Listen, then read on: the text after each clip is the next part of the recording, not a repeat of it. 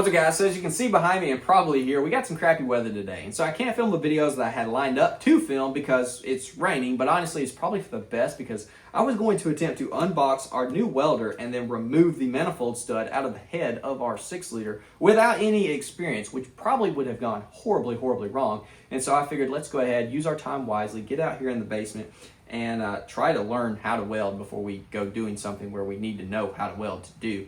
And so that's exactly what we're going to try today, teach ourselves how to weld. So I went to Harbor Freight.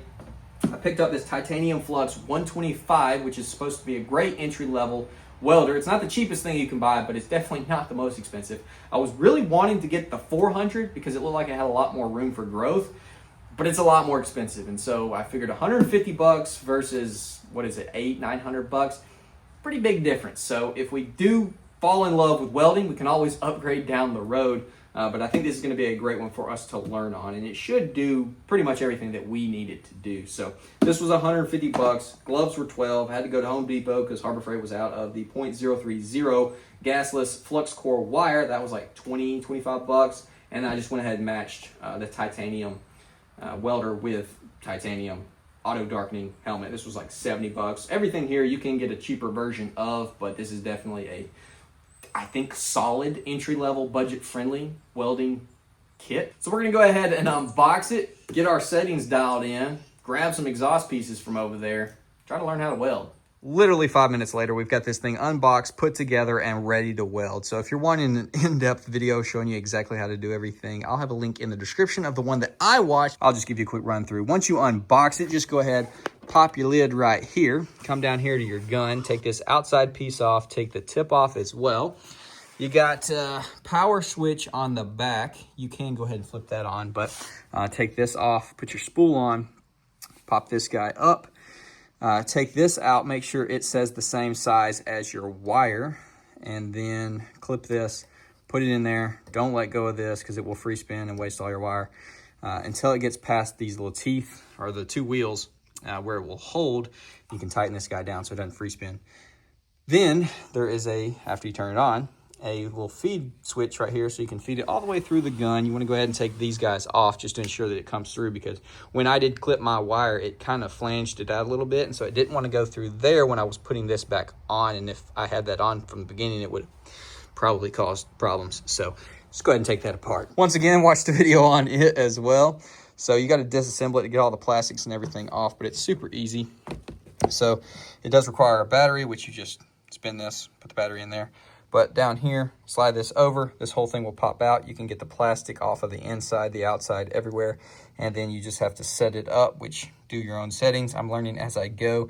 Apparently the shade, the higher the number, the more shade it is, so the darker it is. I'm gonna probably have to play around with these settings and get them dialed in. Little adjusters and everything work pretty good. I mean, it doesn't feel amazing on your dome, but I mean, it's not the worst thing, and as long as it keeps our eyes from burning out of our head, we're good to go. Well, I'm pretty bummed right now. So for whatever reason, the new camera is giving me issues with pausing mid-filming. So it films for like 10 seconds and then stops. So I missed all of this glorious goodness right here. I tacked that guy on, I tacked that guy on. I did a little booger right there. I freaking put a slug right there, and I was freaking hyped for it.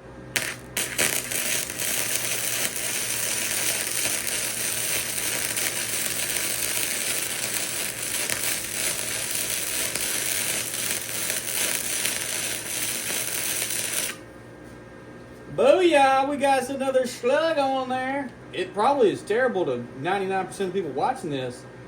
I'm pretty freaking excited about that.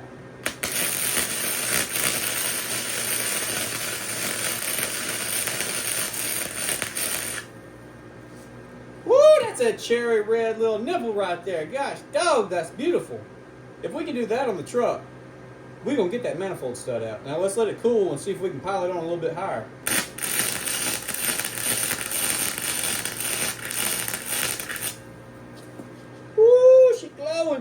Dude, that's perfect.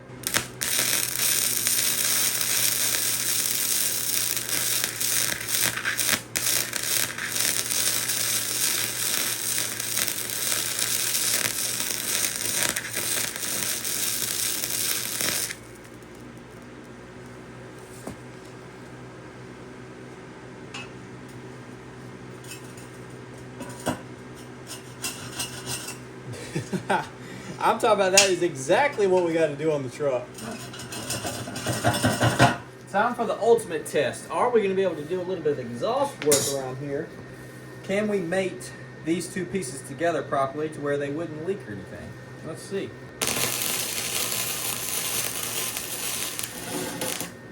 Sounds like we burned through her a little bit. We did.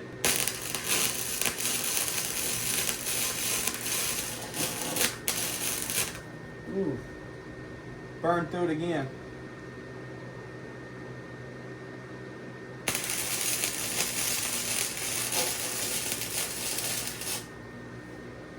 No, it's just blowing through.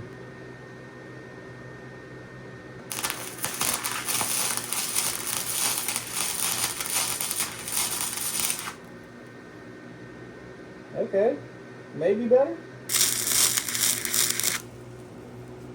Oh, now that don't look bad. Probably looks terrible to people that know how to weld. But for me, that is a leak-free weld. First one right there. That's almost an inch long, gosh. Oh, I saw a video. The guy was like, spot weld. Or yeah, spot weld. Don't try to go around the whole thing. Just do a little bit, let off for a second. Keep going while she's hot and just run a line.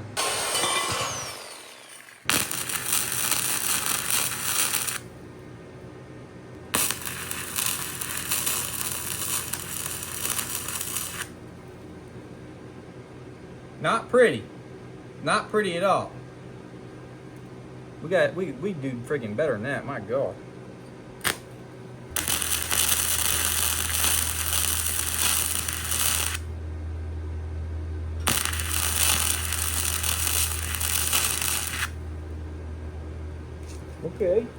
Okay.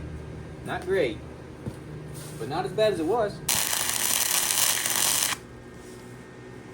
Okay, so I turned my brightness down to 11 from 13, and now I can actually see what I'm doing.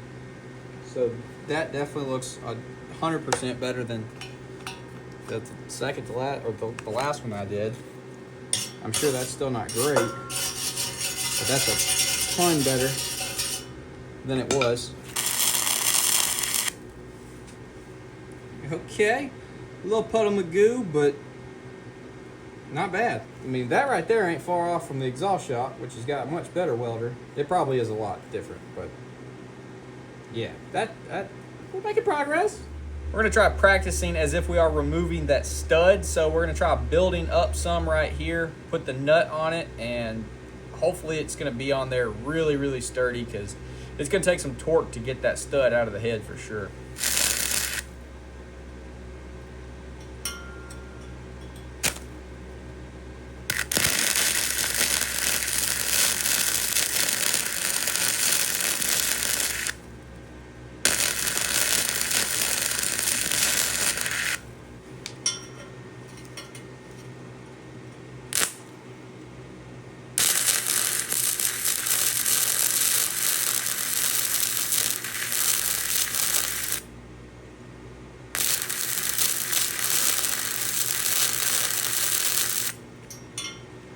Nope. That ain't gonna cut it.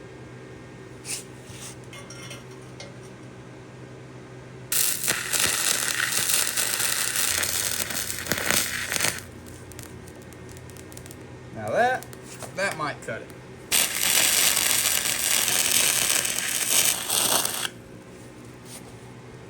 Y'all see that? Oh, y'all could. That's barely off. Look, LMF, baby.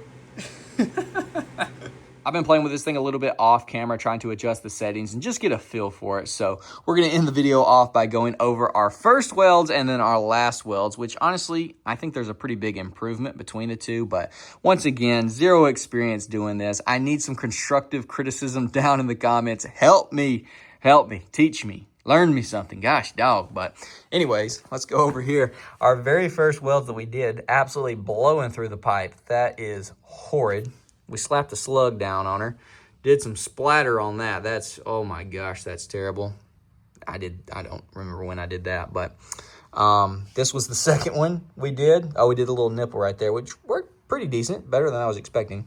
This was our second cut that we did. Not great, but probably airtight, I think. Did a little LMF on there, just, you know, stacking it on top of the pipe, not really doing anything. I did put this nut on there and filled in real nice, so I don't mind that guy on the side. I was just goofing. But if I can do that on the truck, we'll get that stud out for sure.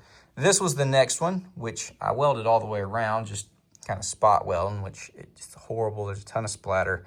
I don't know if I can do anything to prevent that. I did see one video. Somebody was saying put some stuff, some kind of, I can't remember what it is, on the tip, gel or something, helps reduce that. I'm not sure.